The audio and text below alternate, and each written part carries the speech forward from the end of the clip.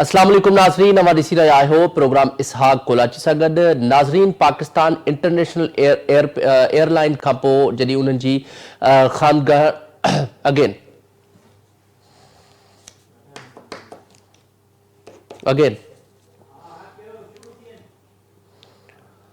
अस्सलाम वालेकुम नाज़रीन, अवां ॾिसी रहिया आहियो प्रोग्राम इसहाक कोलाची सां गॾु। नाज़रीन, पाकिस्तान इंटरनेशनल एयरलाइन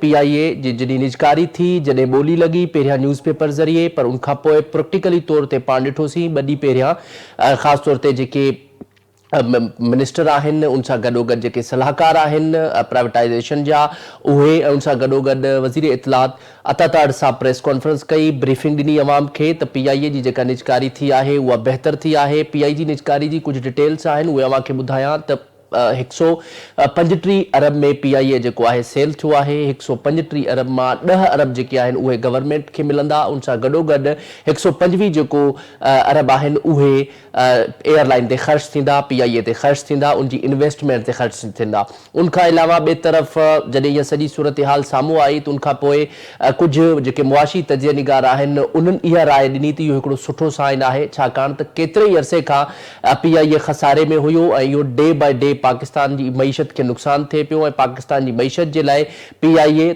तोड़े ॿिया जेके इदारा आहिनि उन्हनि खे प्राइवेटाइज़ेशन थियणु खपे। हाणे वॾो सुवाल इहो पैदा थिए थो 2016 में जॾहिं नवाज़ शरीफ़ साहब जी गवर्नमेंट हुई त उन टाइम बि इहा ॻाल्हि साम्हूं आई त PIA खे प्राइवेटाइज़ेशन कयो वञे, पर PIA खे प्राइवेटाइज़ेशन इन करे न वियो 2016 में पार्लियामेंट्री कमेटी इन ॻाल्हि खे मुस्तरद कयो ऐं उन्हनि चयो त इहो जेको बर्डन आहे ऐं PIA आहे ख़ासि तौर ते उनखे असांजी गवर्नमेंट बहितर कंदी, पर उन बर्डन खां पोइ 500 अरब जो जेको नुक़सानु आहे 2016 खां पोइ हिन महल ताईं पहुतो आहे। ज़ाहिर आहे इहो 2013 खां जेके मुआशी तजिया निगार आहिनि उहे चवंदा रहिया त प्राइवेटाइज़ेशन थियणु खपे ऐं प्राइवेटाइज़ेशन थियण खां पोइ 2013 खां पोइ हिन महल ताईं 400 अरब जेको आहे उनखां वधीक नुक़सानु पहुतो आहे। इहो हिकिड़ो वॾो लॉस आहे गवर्नमेंट लाइ, ख़ासि तौर ते इकोनॉमी जे लाइ। ऐं उनखां पोइ जॾहिं हाणे प्राइवेटाइज़ेशन थी वई त उनखां पोइ वॾो अहम सवाल इहो बि पैदा थिए थो त PIA जी प्राइवेटाइज़ेशन बहितर आहे या न आहे, या जेका उनजी प्राइवेटाइज़ेशन कई वई आहे उहा जेतिरे में कई वई आहे उनजी जेका प्राइस आहे ख़ासि तौर ते 135 अरब उहा वधीक सुइटेबल आहे, या उनखां वधीक बि PIA जेको आहे उहो डिज़र्व करे पियो, या उहा वधीक उनजी सेल थियणु घुरिजे। हा, पर जेका आख़िरी ॿोली लॻाई वई उहा इहा लॻाई वई 135 अरब। आरिफ हबीब कंसोर्शियम जेको ग्रुप आहे पाकिस्तान जी बिज़नेस कम्युनिटी में वॾो ग्रुप, उन्हनि जेको आहे 135 अरब जी आख़िरी ॿोली लॻाई। उनखां पहिरियां उन सां गॾोगॾु ॿिया बि बिटर्स हुया, ख़ासि तौर ते कुझु अहिड़ा बिटर्स बि हुया जेके उन में शामिल न थी सघिया, पर कुझु अहिड़ा बिटर्स हुया जेके आख़िरी टाइम ते वेठा रहिया, पर आख़िरी ॿोली 135 अरब जी ॿोली लॻाई वई आरिफ हबीब ग्रुप पारां। आरिफ हबीब ग्रुप कंसोर्शियम जेको आहे उहा 135 अरब में ख़रीद करे वरिती। ऐं उनखां अलावा जेको आख़िरी शेयर अञा रहे थो 45 अरब, 3 महीननि जो जेको ही पीरियड आहे, 3 महीननि जे पीरियड खां पोइ 45 जेको सैकड़ो आहे उहो जेको मतिलबु त उहो जेको हाणे ज़ाहिर आहे आरिफ हबीब कंसोर्शियम जे ख़रीद कयो आहे। हाणे उन्हनि जे लाइ हिकिड़ी फर्दर प्रोसेस आहे त जेकॾहिं उहे अञा शेयर्स ख़रीद करणु चाहिनि था त आख़िरी 45 खां 50 अरब जेके शेयर्स आहिनि उहे बि ख़रीद करे सघनि था। हाणे ओवरऑल इन ते पाण ॻाल्हि ॿोल कंदासीं त मईशत खे केतिरो बेनिफिट थी सघे थो जेकॾहिं PIA या ॿिया इदारा जेके आहिनि उहे प्राइवेटाइज़ थियनि था, ऐं जेकॾहिं थियनि था मईशत खे फ़ाइदो थिए थो या नथो थिए। उनखां अलावा ख़ासि तौर ते जॾहिं PIA जी प्राइवेटाइज़ेशन थी आहे, हिकु तरफ़ मुआशी माहिर उनखे सुठो साइन ॾियनि पिया त ॿिए तरफ़ जेके कुझु सोशल मीडिया ते या इवन पॉलिटिशियंस या इवन जेके सनतकार आहिनि या इवन जेके हाई प्रोफाइल माण्हू आहिनि उहे तनक़ीद बि कनि पिया वफ़ाक़ी हुकूमत ते त वफ़ाक़ी हुकूमत जी पॉलिसी सही न आहे। पर उनखां अलावा ख़ासि तौर ते वफ़ाक़ी हुकूमत जी इतिहादी जेका डे 1 खां पीपल्स पार्टी सपोर्ट करे पई उहा बि इन फ़ैसिले मां ख़ुशि न आहे, छाकाणि त उन्हनि इहा पॉलिसी ऐं जेका वफ़ाक़ी हुकूमत जी पॉलिसी आहे उनखां पहिरियां थोरो डेप्थ में वञिजे त यूटिलिटी स्टोर्स जॾहिं बंदि थियनि पिया या ॿियो जेके प्राइवेटाइज़ेशन शयूं थियनि पियूं त उन महिल बि पीपल्स पार्टी हिकिड़ो स्टैंड रेज़ कयो ऐं उनमें जेकी कमेटी हुई उनमें पीपल्स पार्टी जा अॻवान पीपल्स पार्टी जा MNA उते विया त यूटिलिटी स्टोर्स बंदि न थियनि, पर उन बावजूद भी यूटिलिटी स्टोर्स जेके आहिनि बंदि थी विया। हाणे PIA जे हवाले सां भी पीपल्स पार्टी पंहिंजे ख़दशनि जो इज़हार कयो आहे। ख़ासि तौर ते अॼु वॾे वज़ीर CM सिंध सैयद मुराद अली शाह साहब भी इन ॻाल्हि जी तस्दीक कई आहे त जेको PIA खे प्राइवेटाइज़ कयो वियो आहे उहो त ठीकु आहे, पर उन सां गॾोगॾु कुझु ख़दशा बि आहिनि ऐं उन सां गॾोगॾु उन्हनि अहम ॻाल्हि इहा कई आहे त मुलाज़िमनि जो भी मुलाज़िमनि खे जे हक़नि ते भी धाड़ो न लॻणु घुरिजे, छाकाणि त मुलाज़िम केतिरे ई अरसे खां प्राइवेटाइज़ेशन थियण जे हवाले सां उहे प्रोटेस्ट पिया कनि ऐं पीपल्स पार्टी उन प्रोटेस्ट जे हवाले सां अॼु CM सिंध उनजो आवाज़ बि उथारियो त जेके मुलाज़िम आहिनि उन्हनि जो थियो वञे, छाकाणि त जेका ही ॿोली लॻाई वई प्राइवेटाइज़ेशन थी वई उनमें इहो वाज़े न आहे त ही जेके मुलाज़िम आहिनि जेको ऑपरेशन सेक्टर आहे उनमें उन्हनि जे हवाले सां का हतमी राय या को हतमी फ़ैसिलो हिन महल ते न थी सघियो आहे। उन ते पाण ॻाल्हाईंदासीं, पर उनखां पहिरियां जेके प्राइवेटाइज़ेशन जा कमेटी जा जेके चेयरमैन आहिनि ऐं उन सां गॾोगॾु जेके प्राइवेटाइज़ेशन डिपार्टमेंट जा सलाहकार आहिनि मोहम्मद अली साहब, उन्हनि जी पाण ॻाल्हि ॿोल ॿुधूं था, उन्हनि जो छा चवणु आहे। बहुत बड़ा मसला है बिकॉज पहली बात तो 20 साल से कोई बड़ी प्राइवेटाइजेशन नहीं हुई। फर्स्ट पेमेंट बैंक हुई थी बट काफी छोटी ट्रांजैक्शन थी। सेकेंडली इससे गवर्नमेंट का कमिटमेंट, गवर्नमेंट का डायरेक्शन कि प्राइवेट सेक्टर की इन्वॉल्वमेंट गवर्नमेंट चाहती है और इस टाइप के एसेट जो कि हमारा हमेशा से ख्याल था कि जी स्ट्रेटेजिक होने चाहिए, हमें नहीं बेचने चाहिए, government is taking the decision to sell these. तो बहुत बड़ा मसला है पाकिस्तान की इकोनॉमिक ग्रोथ और रिफॉर्म। नाज़रीन, नवा मोहम्मद अली साहब जी ॻाल्हि ॿोल ॿुधी, उन्हनि तफ़सीली तौर ते ख़ुशाइंद फ़ैसिलो बि करार ॾिनो ऐं उन सां गॾोगॾु हू तमामु मुतमिन पाण खे नज़र पे आया ऐं उन्हनि चयो आहे त हीउ फ़ैसिलो सुठो थियो आहे। उनखां अलावा जेके ॿिया डिपार्टमेंट्स आहिनि, कुझु अहिड़ा जेके एनर्जी सेक्टर जूं कंपनियूं आहिनि या उनखां अलावा ज़रई तरक़ियाती बैंक या डिफरेंट जेके गवर्नमेंट सेक्टर्स आहिनि उहे उन्हनि खे बि प्राइवेटाइज़ेशन कई वेंदी। ख़ासि तौर ते 20 अहिड़ा इदारा आहिनि जिन्हनि खे प्राइवेटाइज़ करण जे लाइ वफ़ाक़ी हुकूमत सरगर्म आहे, पर उन मां कुझु जेके अहम आहिनि उहे लाज़मी कया वेंदा, उन्हनि जो उन हवाले सां इहो चवणु आहे। पर उनखां अलावा पीपल्स पार्टी जेके पंहिंजे ख़दशनि जो इज़हार कयो आहे, पीपल्स पार्टी ख़ासि तौर ते चौधरी मंज़ूर हुसैन साहब, उन्हनि बि इहा अहम ॻाल्हि कई आहे त जेकी जहिड़े तरीक़े सां थी आहे निजकारी हिन जी उहा घटि प्राइस में थी आहे, छाकाणि त उनमें थोरो मां अव्हांखे फैक्ट्स एंड फिगर्स ॿुधायां। गुज़िरियल साल इनमें जेके 13 PIA जे जहाज़ आहिनि उनमां 26 अरब पोएं साल ऑल ओवर पाकिस्तान के बेनिफिट थियो आहे। उन सां गॾोगॾु जेके हिन महीने जी 11 जेके महीना आहिनि 2025 जा पहिरियां 6 महीना, उन्हनि 6 महीननि में 11 जहाज़नि में 115 अरब जो जेको आहे पाकिस्तान खे बेनिफिट थियो आहे। पर जेकॾहिं सवाल इहो पैदा थिए थो, जेकॾहिं पाकिस्तान खे नुक़सान बि थिए थो त उनजो बेनिफिट बि ज़ाहिर थिए थो, पर उन सां गॾोगॾु ख़ासि तौर ते जेके बिल्डिंग्स आहिनि कराची, इस्लामाबाद, लाहौर, जेकी उन्हनि जी प्रॉपर्टी आहे एतिरी प्राइस में त उनजी प्रॉपर्टी बि वधीक आहे। एतिरी प्राइस जेका 135 अरब जेका पाकिस्तान जी ओवरऑल जेका PIA जी प्रॉपर्टी आहे उहा बि 135 अरब खां मथे आहे। उन ते पाण तफ़सीली ॻाल्हि ॿोल कंदासीं। पहिरियों पाण इन ते जाइज़ो वठंदासीं त पीपल्स पार्टी जेके ख़दशा ज़ाहिर कया आहिनि उहे कहिड़ा कया आहिनि, उन्हनि सां पाण ॻाल्हि ॿोल कंदासीं। और पाण खे प्रोग्राम में जॉइन कयो आहे डॉक्टर शाहिद हसन सिद्दीकी साहब, जेके इकोनॉमिस्ट आहिनि ऐं ख़ासि तौर ते इकोनॉमी रिलेटेड पंहिंजे प्रोग्रामनि में गुफ्तगू कंदा रहनि था, उन्हनि सां पाण ॻाल्हि ॿोल कंदासीं। Thank you so much doctor sahab for joining my show. सबसे पहले तो हमें ये बताइएगा, ये जो एक तरफ PIA की जो प्राइवेटाइजेशन हुई है उसके बाद वफाकी हुकूमत पे तनकीद भी हो रही है, जाहिर है, लेकिन दूसरी तरफ एक और पहलू ये भी है कि जो इकोनॉमिस्ट हैं वो इस बात की तारीफ भी कर रहे हैं कि ये एक अच्छा साइन है। जाहिर है काफी अरसे से प्राइवेटाइजेशन के लिए या खासतौर पर PIA के हवाले से बहुत करंट अकाउंट डेफिसिट था, तो आप इस पे ओवरऑल क्या कमेंट करेंगे? और जो इस पे तनकीद कर रहे हैं आप क्या समझते हैं, ये तनकीद जो है उनकी राइट है या फिर वो वफाकी हुकूमत का अब की हुकूमत का ये पहला अच्छा काम है? बहुत शुक्रिया।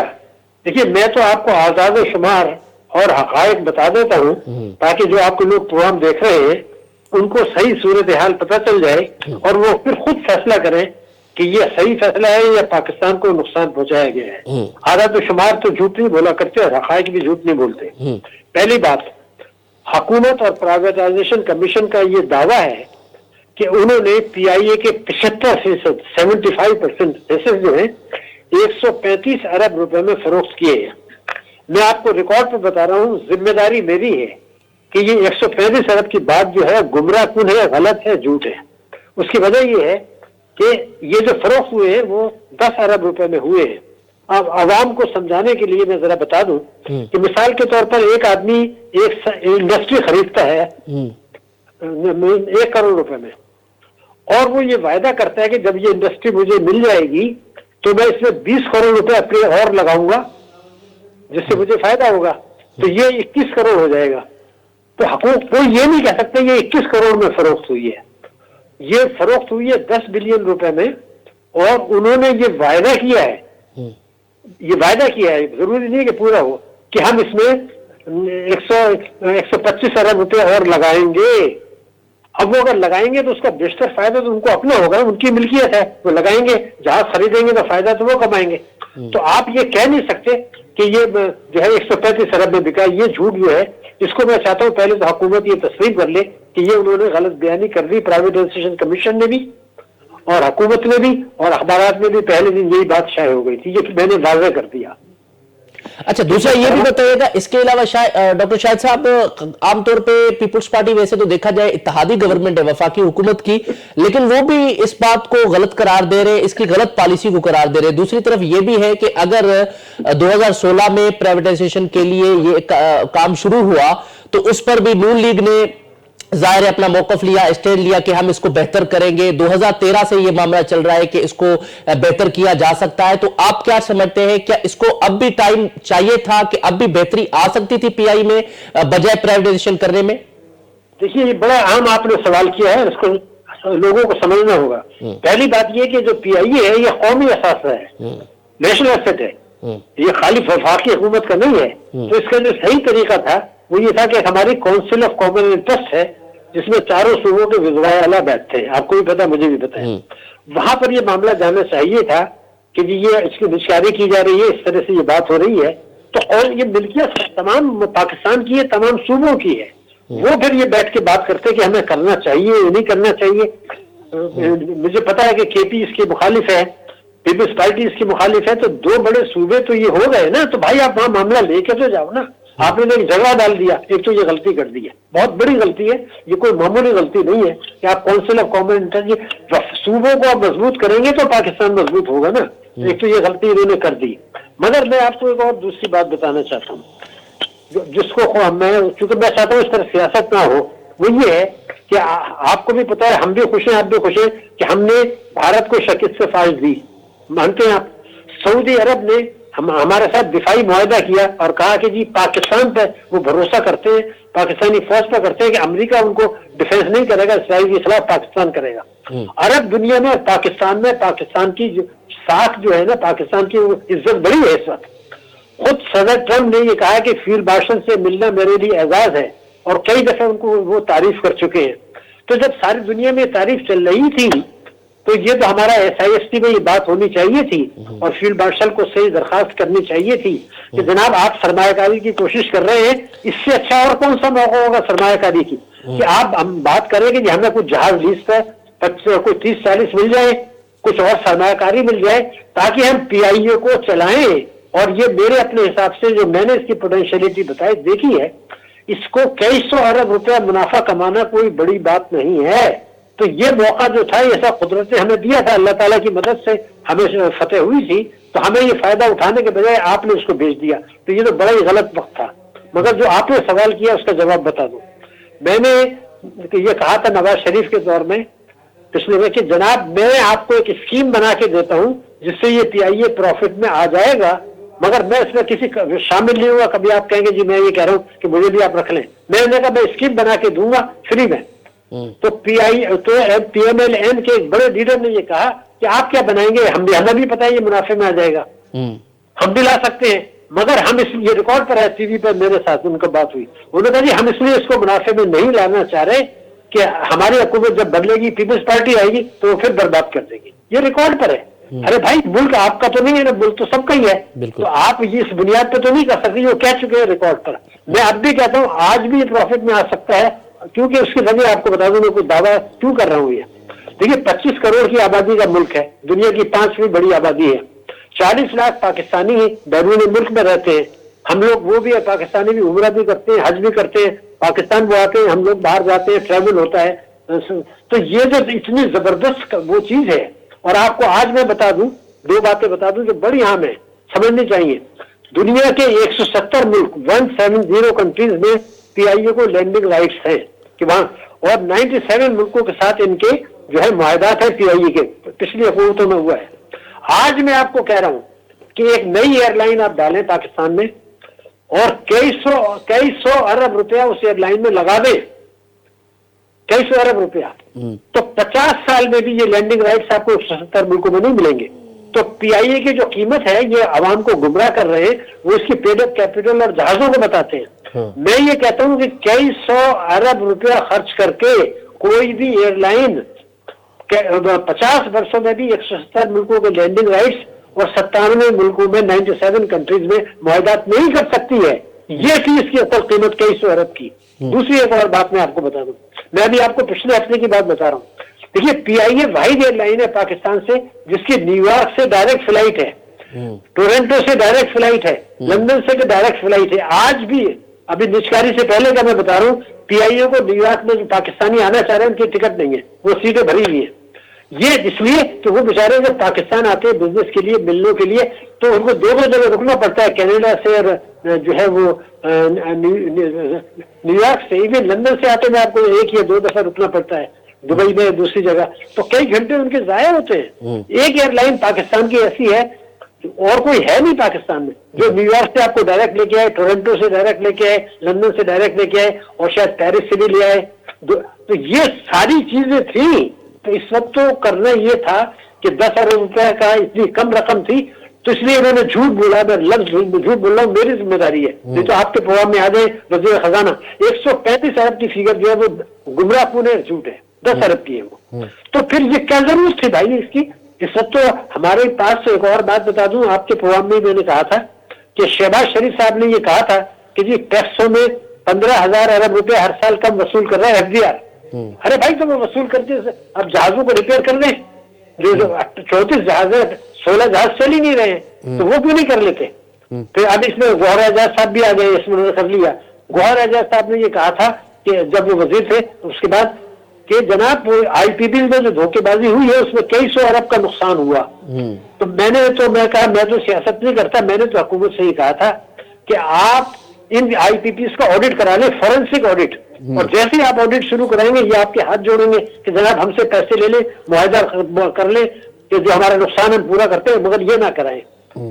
अच्छा डॉक्टर साहब, इसके साथ दो बड़े अहम सवाल है जो कि मैं आपसे क्वेश्चन रेज करना चाह रहा हूं। एक तो ये है कि अब जैसे आपने बड़ा तफसीली बताया और खासतौर पे ये 10 अरब, तो क्या मैं एक सवाल ये पूछना चाह रहा हूं आपसे कि 135 अरब का बकौल हुकूमत के, जैसे वैसे तो आपने इस बात की तस्दीक कर दी कि ये 135 अरब नहीं बल्कि 10 अरब का ये निजकारी हुई है, लेकिन 135 बकौल वफाकी हुकूमत अगर 135 में भी दे रहे हैं तो उसके अलावा आप फ्यूलिंग देख लें, आप सारा ऑपरेशन सिस्टम देख लें, पीआईए की प्रॉपर्टी देख लें, तो मैं समझता हूं, मैं ये सवाल करने का राइट रखता हूं कि 135 से ज्यादा तो पीआईए की प्रॉपर्टी है, तो वो कैसे बैठ के प्रेस ब्रीफिंग कर रहे हैं और दावा कर रहे हैं। और दूसरा ये कि आपने कहा कि ये जो किया गया है चलो वो तो हुआ, लेकिन उसके अलावा ऐसे भी लोग थे जो कि हम अब जराए से मालूम हो रहा है या हम भी सुनने को आ रहा है कि ऐसे लोग भी थे जो 400 अरब 500 अरब की भी बोली लगाने को तैयार थे, खरीदने के तैयार थे, उनको बिडिंग लिस्ट में शामिल भी नहीं किया गया। देखिए, मैं पहले एक बात बता दूं, ये जो आपने 10 अरब की बात की मैं दोबारा आपको बता दूं। देखिए, कौमी खजाने जब आप कोई चीज बेचते हैं तो आपकी जेब में पैसा आता है ना। हुकूमत तो खुद कह रही है कि हमें 10 अरब रुपए मिलेंगे।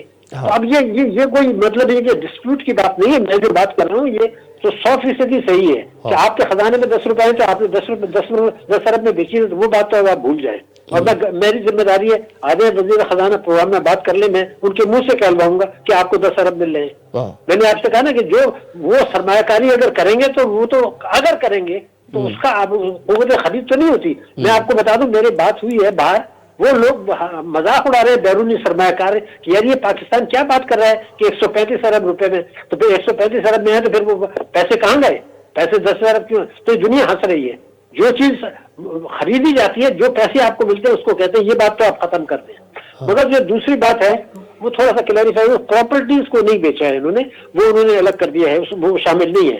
मगर जो चीज परेशानी की है ना वो ये है, और वो भी बात में जवाब नहीं देना चाहते कि कुछ लोग देने के लिए तैयार थे, वो कल को कहें आप साबित करो। मैं वो बातें कर रहा हूँ जो कि मैं साबित कर सकता हूँ, जो बात मैं इसके अलावा कोई बात आपको नहीं कर रहा, वो चीज मैं साबित कर सकता हूँ, वो मैं बातें बता रहा हूँ। उसमें मैं कमेंट इसलिए नहीं कर रहा कि वो कह देंगे कौन है बताइए दिखाइए, तो एक और झगड़ा खड़ा हो जाएगा। मगर मैं एक और चीज आपको बताना चाह रहा था, वो ये है कि मसला ये हमारा आया था, इन्होंने ये कहा है, दो बातें हैं, मैं तो रिकॉर्ड की बात, हुकूमत ने कहा कि इकोनॉमिक रिफॉर्म एजेंडा जो हमारा है मईशत की इस्लाह का, ये पीआईए की निष्कारी उसका एक हिस्सा है।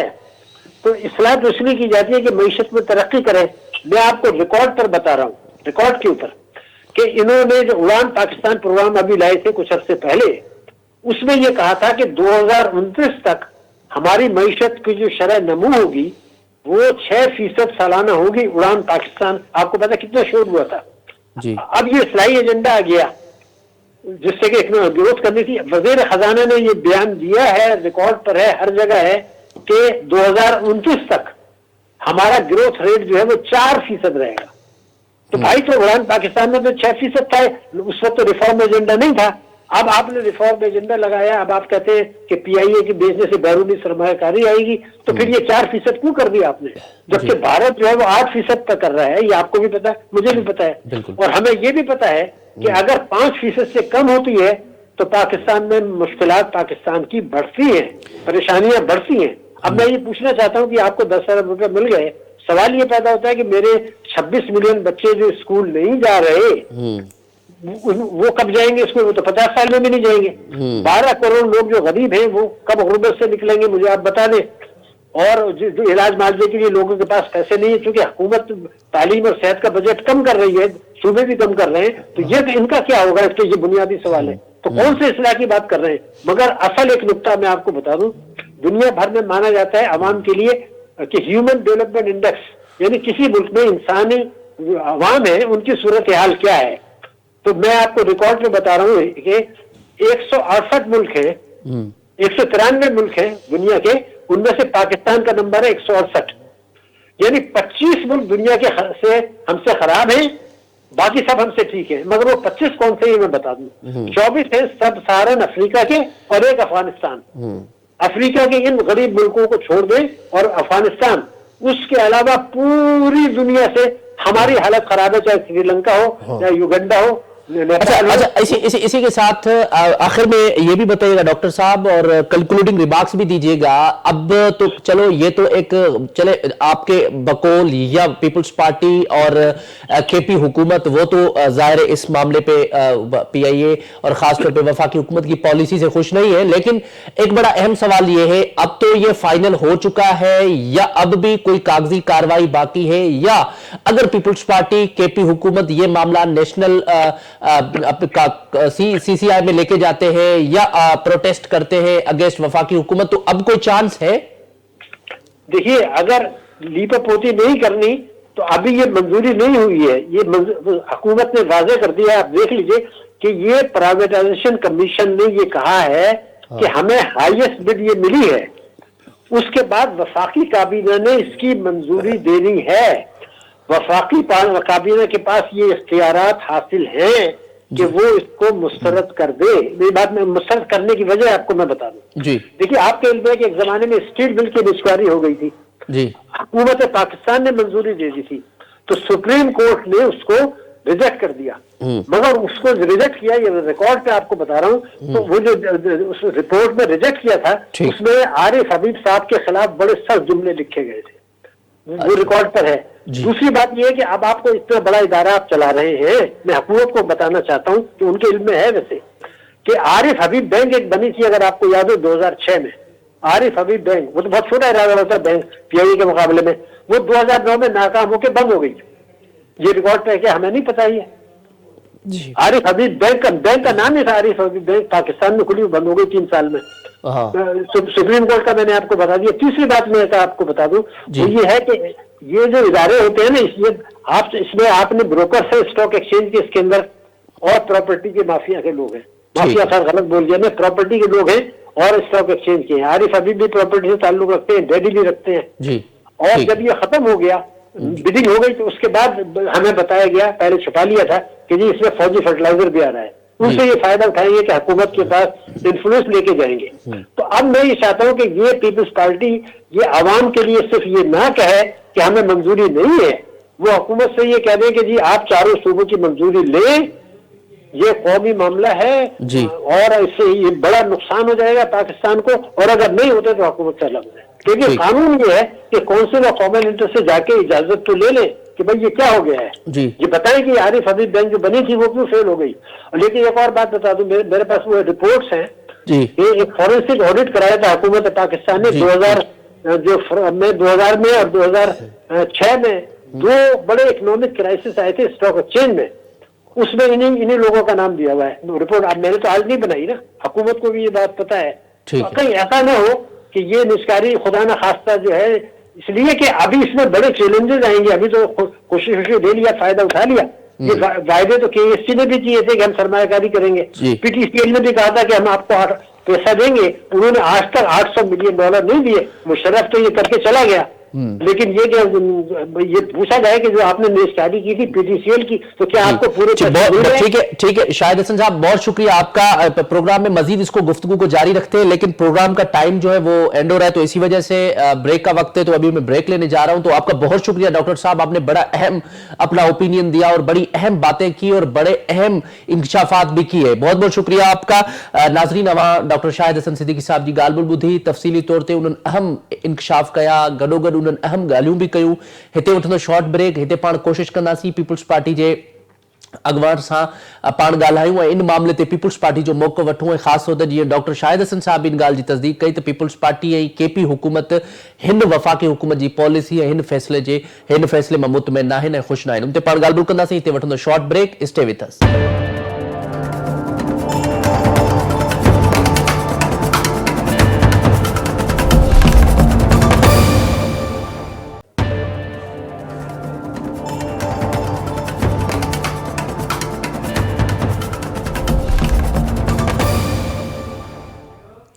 वेलकम बैक नाज़रीन, प्रोग्राम में अवां खे हिकु दफ़ो ॿीहर भली कार चऊं था। पाण ॻाल्हि ॿोल करे रहियो हुआसीं पीआई जी प्राइवेटाइज़ेशन थियण खां पोइ, ख़ासि तौर ते पीपल्स पार्टी ऐं उन खां पोइ सिंध हुकूमत, स्पेशली सिंध हुकूमत ऐं केपी हुकूमत लॻे थो त उन्हनि जी पॉलिसी मां, वफ़ाक़ी हुकूमत जे इन फ़ैसिले मां मुतमिन आहिनि। उन खां पहिरियां जीअं मूं इंट्रो में ई ज़िक्र कयो त जॾहिं यूटिलिटी स्टोर्स बंदि पे कया विया त उन टाइम बि पीपल्स पार्टी जे कुझु मेंबरनि स्टैंड वरितो ऐं उन खां पोइ पीपल्स पार्टी जे कॉल अटेंशन खां पोइ बि वफ़ाक़ी हुकूमत फ़ैसिलो करे छॾियो त यूटिलिटी स्टोर्स बंदि थियनि। पर उनखां पोइ ख़ासि तौर ते जेका पीआईए जी प्राइवेटाइज़ेशन थी आई आहे, पर उनमें इहो त पाण ॻाल्हियूं ॿुधियूं इकोनॉमिस्ट जूं, डॉक्टर शाहिद हसन सिद्दीकी साहब जूं, उन अहम ॻाल्हियूं कयूं, इंकशाफ बि कया। पर उन सां गॾोगॾु पीपल्स पार्टी जो जेको मौक़िफ़ आहे या पीपल्स पार्टी जे जेके ख़दशा आहिनि उन्हनि ते पाण ॻाल्हि ॿोल कंदासीं। पाण खे जॉइन कयो आहे पीपल्स पार्टी अॻवान सेनेटर ज़मीर घुमरो साहब।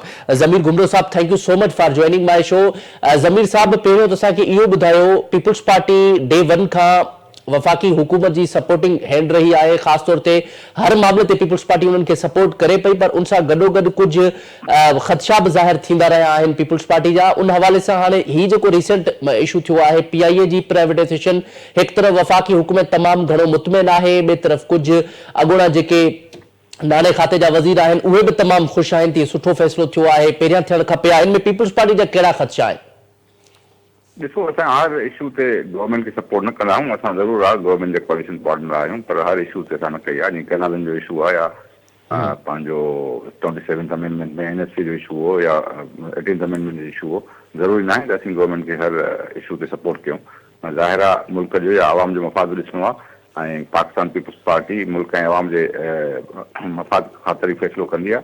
ऐं प्राइवेटाइज़ेशन जेको आहे सो जो जेको प्रोसेस आहे उहो जेको आहे हिकिड़ो त एंटी पीपल आहे। एंटी पीपल इन जे करे आहे जो हुनमें वर्कर बेरोज़गार थियनि था ऐं हेॾी वॾी जेका इदारा आहिनि उन्हनि खे जेको आहे जेकॾहिं गवर्नमेंट नथी हलाए सघे त असांजो मौक़िफ़ इहो त पब्लिक प्राइवेट पार्टनरशिप ते गवर्नमेंट 25% न 50% या 40% शेयर जेको ॾे हा ऐं जेको एडमिनिस्ट्रेटिव जेको सेटअप हो उहो खणी एयरलाइन जो हटाइण लाइ उन्हनि ॾे हा। बाक़ी अहिड़े नमूने सां त मुकमिल तौर ते कंहिं वॾे अहिड़े इदारे खे जेको आहे सो विकिरो करे ऐं वर्कर्स जा जेको आहे सो राइट्स जेको आहे सो मारिया वञनि ऐं उनखां पोइ जेको आहे सो हुनखे सक्सेस बि करार ॾेई वञे, छो त इहे इदारा जेको आहे हिकु ॾींहं में न ठहिया आहिनि। इहे इन में जेको आहे सो अवाम जो रत सत समायल आहे। उन में वर्कर्स जा राइट्स आहिनि, एसेट्स आहिनि ऐं स्ट्रेटेजिक जेके एसेट्स आहिनि उनखे तव्हां फौरी तौर ते जेकॾहिं विकिणी छॾींदव त जीअं पोर्ट्स खे बि ॾियनि था, सभिनी हर शइ जेकॾहिं विकिणी छॾींदव भाई स्टेट छा कंदी? स्टेट जी बेसिक ज़िम्मेवारी इहा ई हुई त उहा जेको आहे सो हिनखे पीआईए हिकिड़ी एयरलाइन खे हलाईंदी, पर जेकॾहिं हलाए नथी सघे त असांजो इहो मौक़िफ़ त पब्लिक प्राइवेट पार्टनरशिप जे तहत जेको आहे सो हिनखे हलायो वञे हा ऐं उन में वर्कर्स जो जेको ख़ासि इंट्रस्ट आहे उहो बि जेको आहे प्रोटेक्ट कयो वञे हा एग्रीमेंट तहत वर्कर्स खे न कढियो वेंदो ऐं उन्हनि जा जेके राइट्स आहिनि उहे जेको आहे प्रोटेक्ट कया वेंदा ऐं उन सां गॾु जेको आहे एयरलाइन खे बि सक्सेसफुली हलायो वेंदो। असांजो इहो मौक़फ़ पाकिस्तान पीपुल्स पार्टी जो आहे। अच्छा ज़मीर साहब, उन हवाले से पीपल्स पार्टी ज़ाहिर ही तो इन हवाले से स्टैंड वरतो है, पर पीपल्स पार्टी कौमी असेंबली सेनेट या उनका अलावा पीपल्स पार्टी जेके खदशा आहिनि पीपल्स पार्टी जा उन हवाले से हाणे ही जेका प्राइवेटाइजेशन थी है इन ते पीपल्स पार्टी छा खास तौर ते जेकॾहिं मां उनमें कोट भी कयां तो चौधरी मंजूर साहब जेके पीपल्स पार्टी जे सीनियर अगवान आहिनि उन्हनि इहा ॻाल्हि कई आहे त पीपल्स पार्टी वफ़ाक़ी हुकूमत सां इन मामले ते पंहिंजो जेको फ़ैसिलो वापसि वठाईंदी या पीपल्स पार्टी जेको आहे स्टैंड वठंदी। अवां छा पिया सम्झो त वफ़ाक़ी हुकूमत के अवां इन मामले ते एंगेज कंदो त ही जेको प्राइवेटाइजेशन कई वई आहे वो गलत तरीक़े सां कई वई आहे? ॾिसो गवर्नमेंट जेको आहे सो गवर्नमेंट उहा ई हलाए थी PMLN जी गवर्नमेंट आहे ऐं जेके बि कॉन्सिक्वेंसिस आहिनि उहा उन्हनि जे लाइ रिस्पॉन्सिबल आहे। वरना इन जी जेको आहे प्राइवेटाइजेशन जी जेका बैंक जेको आहे सो प्राइवेटाइजेशन आहे उनजी पाकिस्तान पीपुल्स पार्टी कॉर्पोरेशन में सख़्तु मुखालफ़त कई त उतां मज़दूरनि खे बेरोज़गार न कयो ऐं उन्हनि खे कढो। अहिड़े नमूने सां जेकॾहिं तव्हां जेको आहे सो हर इदारे खे प्राइवेटाइज कंदव हाणे त डिस्कोस जेको आहे सो असां चयोसीं त डिस्कोस प्रोविंसिस जे हवाले कयो छो त उहो प्रोविंसियल सब्जेक्ट आहे उन खे प्राइवेटाइज कनि था। हाणे मां प्राइवेटाइजेशन जो जेको सिलसिलो हलियो आहे उन में जेको आहे सो एलिगेशन्स लॻनि था ऐं बज़ाहिर त ट्रांसपेरेंसी जेको आहे सो कई प्रेस कॉन्फ्रेंस जे ज़रिए जेको आहे सो इहा कई आहे पर उन ते क्वेश्चन्स इलाही थिया आहिनि जेको आहे प्राइवेटाइजेशन ते।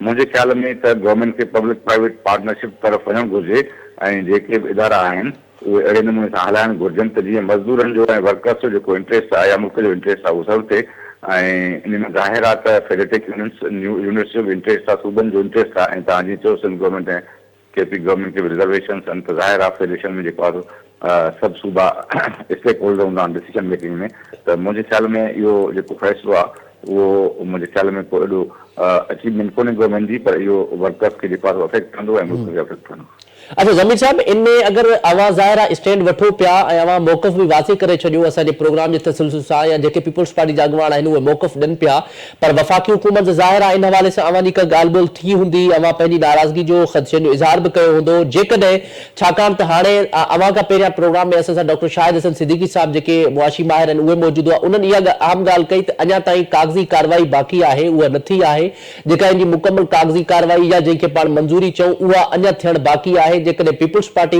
खास तौर ते सिंध हुकूमत KP हुकूमत इनमें स्टैंड वठन थियूं जेकॾहिं इहो मामलो CCI में काउंसिल ऑफ कॉमन इंटरेस्ट में खणी वञनि था तो इहो फ़ैसिलो वापस भी थी सघे थो। मुंहिंजे ख्याल में पंहिंजो गवर्नमेंट बिड त करे छॾी आहे लेकिन ज़ाहिर आहे पाकिस्तान पीपुल्स पार्टी जेको आहे सो इन ते तमामु सख़्तु रिजर्वेशन्स आहिनि ऐं लीडरशिप जेको आहे सो टेकअप कंदी ऐं टेकअप कयो वियो आहे त उन सां ॾिसूं त अॻिते जेको आहे ॻाल्हियूं कीअं वधनि पर बहरहाल गवर्नमेंट जो इहो मौक़फ़ आहे त असांखे IMF जा शर्त आहिनि असांखे प्राइवेटाइजेशन करणी आहे IMF जी केस जेको आहे सो असांखे न मिलंदी उन जा जेके रिजर्वेशन्स आहिनि गवर्नमेंट जा उनखे ॾिसणो पवंदो पर पाकिस्तान पीपुल्स पार्टी इन ते बिल्कुलु कारबंद आहे त जेको आहे प्राइवेटाइजेशन जेका ब्लैंकेट कनि था ऐं को बि वर्कर्स जो या ख़्यालु नथो रखियो वञे या जेका एॾा एसेट्स आहिनि जेके स्ट्रेटेजिक एसेट्स आहिनि मुल्क जा उनखे ईअं तव्हां विकिणी छॾियो त मुंहिंजे ख़्याल में इहो इशू जेको आहे अॻिते उभरंदो ऐं पाकिस्तान पीपुल्स पार्टी हिनखे टेकअप बि कंदी गवर्नमेंट सां टेकअप कंदी ऐं मुख़्तलिफ़ फॉर्मनि ते अच्छा आख़िर में ज़मीर साहब इहो अहम सवाल मुंहिंजो इहो आहे इन आख़िर में इहो ॿुधाइजो ज़ाहिर आहे पीपल्स पार्टी हुजे नून लीग हुजे या उनखां अलावा हिकु टिनियोर PTI जो हुजे 2013 का इहो मामलो हलंदो आयो त PIA खे प्राइवेटाइजेशन कई वञे 2013 हुजे या उनखां पोइ नून लीग जी गवर्नमेंट पीपल्स पार्टी भी ऑल ओवर जेकॾहिं 3 डिकेड्स खां ॾिसूं त इहे 3 पार्टियूं इंक्लूडिंग PTI पर PTI जी हिकिड़ी टिनियोर आहे उनखां अलावा अवां छा पिया सम्झो पीपल्स पार्टी नून लीग तोड़े PTI छा उहे पंहिंजी ज़िम्मेवार आहिनि कंहिंखे अवां ज़िम्मेवार सम्झो था त PIA खे हिन महिल ताईं बहितर न कयो वियो आहे जेका PIA क़ौमी एयरलाइन आहे?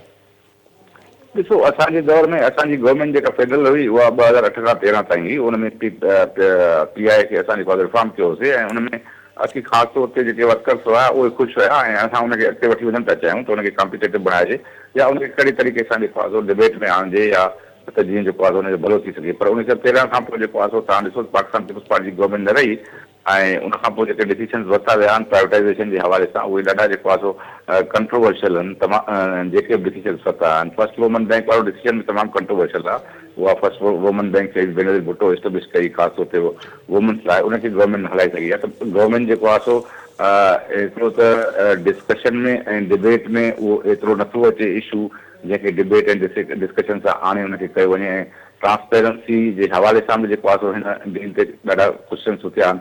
त मुंहिंजे ख्याल में हिकिड़ो मुल्क खे जेको आहे प्राइवेटाइज़ेशन जी तरीक़ो न आहे ख़रीदारी खे रुकियो वञे, पर हुनजा ॿिया बि तरीक़ा आहिनि। पाकिस्तान पीपल्स पार्टी सम्झे थी त पब्लिक प्राइवेट पार्टनरशिप जेको आहे उहो इम्पॉर्टेंट आहे। जेकॾहिं को इन्वेस्टमेंट कोन थो चाहे बिज़नेसमैन त उहो अचे ऐं उनखे ओतिरा शेयर ॾिना वञनि ऐं उनखे मोकिलियो ॾिनो वञे त जेको आहे उहो हलाए, पर कंट्रोलिंग जेको आहे शेयर फाइनेंशियली उहो गवर्नमेंट वटि हुजे। एडमिनिस्ट्रेशन जेको आहे उनखे ॾेई सघिजे थी त हुन सां एग्रीमेंट अहिड़े नमूने सां करे सघिजे थो, पर गवर्नमेंट जेको आहे सो औणे पौणे जेके विकिणे थी असां सां मुल्क जा, मुंहिंजे ख्याल में उन ते असांखे रिजर्वेशन अथनि ऐं उन में वर्कर्स या राइट बि जेको आहे प्रोटेक्ट न करिया आहिनि। ठीक है, वरी मेहरबानी। Thank you so much Zameer Ghumro sahab for joining my show. नाज़रीन, अवां ज़मीर घुमरो साहब जी ॻाल्हि ॿोल ॿुधी। पीपल्स पार्टी जेके रिजर्वेशन्स आहिनि, पीपल्स पार्टी जूं ज़ाहिर आहे उहे वैलिड आहिनि, ख़ासि तौर ते जेको मुलाज़मीन आहिनि या उनखां अलावा जेको ॿ शयूं आहिनि उनमें अहम, हिकु एसेट्स ऐं नंबर 2 जेको ऑपरेशन, यानी जंहिंमें स्टाफ अचे थो, जंहिंमें मैनेजमेंट अचे थी, जंहिंमें ऑपरेशन सेक्टर्स अचनि था, उनमें ॿ अहम ॻाल्हियूं इहे आहिनि त जेकॾहिं PIA प्राइवेटाइज़ेशन थिए थी त ज़ाहिर आहे उहो पब्लिक जेको आहे, जेका पीपुल आहे, उन्हनि खे जीअं ज़मीर साहब ॻाल्हि कई त उहो एंटी पीपल ज़ाहिर आहे हिकिड़ो फ़ैसिलो हूंदो, छाकाणि सवें अलाए केतिरे मुलाज़िमनि खे ज़ाहिर आहे उनमें नुक़सानु थींदो। पर उन सां गॾोगॾु जेका ही ॿोली लॻाई वई आहे उहा बि ऑलरेडी पाण डिस्कस कईसूं त शाहिद हसन साहब इन ॻाल्हि जी तस्दीक कई त 10 अरब में विकिणी वई आहे।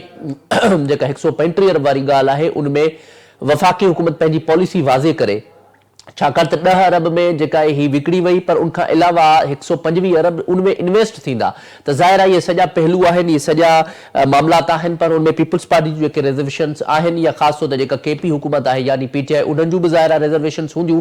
जेकॾहिं इहो मामलो ॾिसिजे हाणे सेनेट में ऐं क़ौमी असेंबली में वञे थो त पीपल्स पार्टी या PTI उनमें कहिड़ो स्टैंड वठंदा। अॼु प्रोग्राम में एतिरो ई, मूंखे इजाज़त ॾींदा। अल्लाह निगहबान।